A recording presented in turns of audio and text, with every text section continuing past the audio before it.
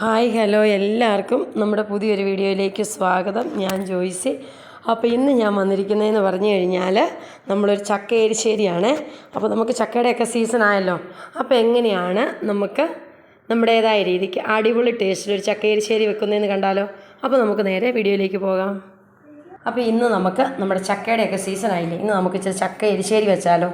അപ്പോൾ ഞാനിതൊരു 10 ചക്കച്ചുള ഞാൻ അരിഞ്ഞെടുത്ത് വെച്ചിട്ടുണ്ട്. ഇനി ഇത് ആവശ്യത്തിനുള്ള ഉപ്പും വെള്ളവും ഒഴിച്ച് നമുക്കൊന്ന് വേവിച്ചെടുക്കാം. അപ്പം എരിശ്ശേരി ആകുമ്പോൾ നമുക്കിതൊരു നെകക്ക വെള്ളം ഒഴിച്ച് ഇതിനാവശ്യത്തിനുള്ള ഉപ്പും ഇട്ട് മഞ്ഞൾ പൊടി ഇട്ട് നമുക്കൊന്ന് വേവിച്ചെടുക്കാവേ. അപ്പോൾ നമുക്ക് ചക്കയ്ക്ക് ഒത്തിരി വേവില്ല, അതുകൊണ്ട് എന്നാലും നമുക്ക് വെള്ളം ഒഴിക്കണം. നമുക്ക് എരിശ്ശേരിക്ക് ഇച്ചിരി ചാറ് വേണമല്ലോ, അതുകൊണ്ട് അല്ലെങ്കിൽ നമ്മൾ പുഴുങ്ങാൻ ഒഴിക്കുന്ന പോലെ തന്നെ തീരെ ഇച്ചിരി കുറച്ച് ഒഴിക്കരുത്. എന്നിട്ട് ഇനി ഇതിനകത്തേക്ക് നമ്മൾ ആവശ്യത്തിനുള്ള വെള്ളം ഒഴിച്ചു. ഇനിയിപ്പോൾ നമുക്ക് അതിനകത്തേക്ക് ആവശ്യത്തിനുള്ള ഉപ്പൊക്കെ നോക്കിയിട്ട് ഇടാവുള്ളൂ. അപ്പോൾ ഇത് നല്ലപോലെ ഒന്ന് ഇളക്കി ഞാൻ ഈ കുഴിവെള്ള ചട്ടിക്കകത്ത് വെച്ച് നമ്മൾ ചാറായിട്ട് എരിശ്ശേരിയാണല്ലോ ചാറായിട്ടാണല്ലോ എടുക്കുന്നത്, അതുകൊണ്ടാണ്.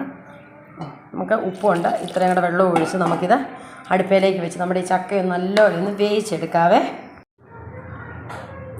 അപ്പോൾ ഇത് അങ്ങനെ നമ്മുടെ ചക്ക എരിശ്ശേരി ഇതേ നല്ലപോലെ വെന്ത് ഇത് നല്ലപോലെ ഉടഞ്ഞിട്ടുണ്ട്. ഇനിയിപ്പോൾ നമുക്കിതിനകത്തേക്ക് അരപ്പരച്ചിടണം. നമ്മുടെ എരിശ്ശേരിക്ക് ആവശ്യമുള്ള അരപ്പ്, നമുക്ക് എരിശ്ശേരിക്ക് വേണ്ടുന്ന അരപ്പെന്ന് പറയുമ്പോൾ ഒരു മുറി തേങ്ങായ, കുഞ്ഞുള്ളി, കാന്താരി, ജീരകം, വെളുത്തുള്ളി, ഇത്രയെല്ലാം കൂടെ നമുക്ക് നന്നായിട്ടൊന്ന് അരച്ചെടുത്തുണ്ട്. അപ്പോൾ നമ്മുടെ എരിശ്ശേരിക്ക് നമ്മൾ അരയ്ക്കുമ്പോൾ ഒത്തിരി അങ്ങ് മഷി പോലെ അരയ്ക്കേണ്ട, ഇച്ചിരി ഒന്ന് ഒരു തരിതരിപ്പോട് കൂടി വേണം നമുക്ക് ഈ അരപ്പ് ഇതിനകത്തേക്ക് ഇട്ട് കൊടുക്കാവേ.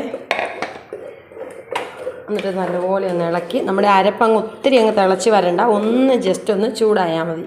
ഇത് അങ്ങനെ നമ്മുടെ എരിശ്ശേരി നല്ലപോലെ അരപ്പൊക്കെ നന്നായിട്ട് തിളച്ച് വരുന്നുണ്ട്. അപ്പോൾ നമുക്കിനി ഇത് വാങ്ങി വെക്കാവേ. അപ്പോൾ നമ്മുടെ പാത്രം അങ്ങനെ ചൂടായിട്ടുണ്ട്. ഇനിയിപ്പോൾ നമുക്ക് വെളിച്ചെണ്ണ ഒഴിച്ചു കൊടുക്കാം. ഒരു 2.5 സ്പൂൺ വെളിച്ചെണ്ണയോളം നമുക്ക് ഒഴിച്ചു കൊടുക്കാം. ഇനി നമ്മൾ സാധാരണ എരിശ്ശേരിക്കൊക്കെ നമ്മൾ കടുകല്ല നമ്മൾ വറുത്തിടുന്നത്, നമ്മൾ അരിയാണ്, നമ്മൾ ഈ ചോറ് വെക്കുന്ന അരി തന്നെയാണ് നമ്മൾ അതിനകത്തിട്ട് പൊട്ടിച്ചെടുക്കുന്നത്. അപ്പോൾ അതാണ് അതിനൊരു ടേസ്റ്റ് എന്ന് പറയുമ്പോൾ നമ്മൾ ഇത്ര അരി, ഈ നമ്മുടെ ചോറ് വെക്കുന്ന ഇത്ര അരി നമ്മൾ ഈ ചൂടായ എണ്ണയ്ക്കകത്തേക്ക് ഇട്ട് അത് നന്നായിട്ടങ്ങ് മൂപ്പിച്ചെടുക്കണം. കടുകിന് പകരം എരിശ്ശേരിക്ക് എപ്പോഴും നമ്മൾ ചേർത്ത് കൊടുക്കുന്ന നമ്മൾ ചേനയും മത്തങ്ങായും ഒക്കെ എരിശ്ശേരി വെക്കുകയല്ലേ, മത്തങ്ങായും പയറും ചേന എരിശ്ശേരിയൊക്കെ വെക്കുന്നതിന് നമ്മൾ എല്ലാത്തിനകത്തും ചേർത്ത് കൊടുക്കുന്നത് നമ്മൾ ഈ അരിയാണ് ഇട്ട് പൊട്ടിച്ച് കൊടുക്കുന്നത്. അതാണ് അതിൻ്റെ പ്രത്യേക ടേസ്റ്റ് എന്ന് പറഞ്ഞത് എരിശ്ശേരിയുടെ. അപ്പോൾ നമ്മൾ അരിഞ്ഞ് വെച്ചിരിക്കുന്ന നമ്മുടെ കുഞ്ഞുള്ളിയും കൂടെ നമുക്ക് അതിനകത്തേക്ക് ഇട്ട് കൊടുക്കാം. ഞാനൊരു 3 ചെറിയ ഉള്ളി അരിഞ്ഞ് വെച്ചിട്ടുണ്ട്, അതിട്ട് കൊടുത്തു. ഇനി ഒരു 2 തണ്ട് കറിവേപ്പില ഇട്ട് കൊടുക്കണം. നമ്മൾ അതിന് മുമ്പ് നമ്മുടെ ടേസ്റ്റിന് നമ്മൾ ഇച്ചിരി തേങ്ങ ചിരണ്ടി വെച്ചിട്ടുണ്ട്, അതുകൂടെ നമ്മൾ ഇതിനകത്തേക്ക് ഇട്ട് ഇതെല്ലാം കൂടെ കൂട്ടി നമുക്കാണ് വറുത്ത് പോരേണ്ടത്. ഇനി ഒരു 2 തണ്ട് കറിവേപ്പിലയും കൂടെ അതിനകത്തേക്ക് നമ്മൾ ഇട്ട് കൊടുത്ത് ഇതെല്ലാം കൂടെ നന്നായിട്ട് നമുക്കൊന്ന് മൂപ്പിച്ച് വേണം നമ്മുടെ എരിശ്ശേരിക്കകത്തേക്ക് ഒഴിക്കാനായിട്ട്.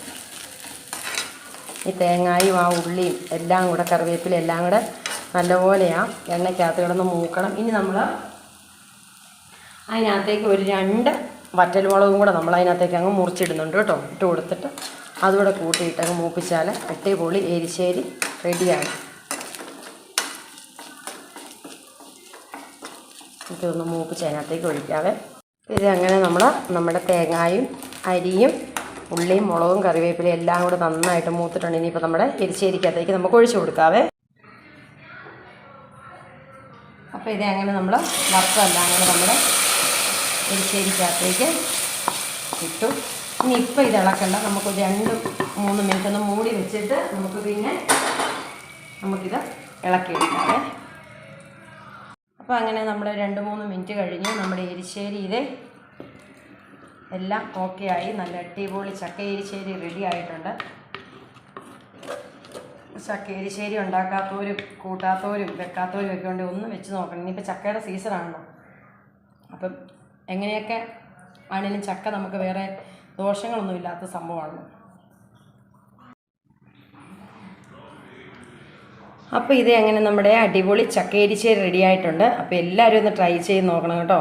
ഇനിയിപ്പോൾ സ്ഥിരം ചക്കയുടെ സീസണൊക്കെ അല്ലേ, അപ്പോൾ ഇനിയിപ്പോൾ വെച്ചിട്ടില്ലാത്തവരൊക്കെ ഉണ്ടെങ്കിൽ ഇങ്ങനെ ഒന്ന് ട്രൈ ചെയ്ത് നോക്കി, നല്ല അടിപൊളി ടേസ്റ്റാണ്. അപ്പം വീണ്ടും നല്ലൊരു വീഡിയോ ആയിട്ട് വരുന്നവരെ ബൈ, താങ്ക് യു.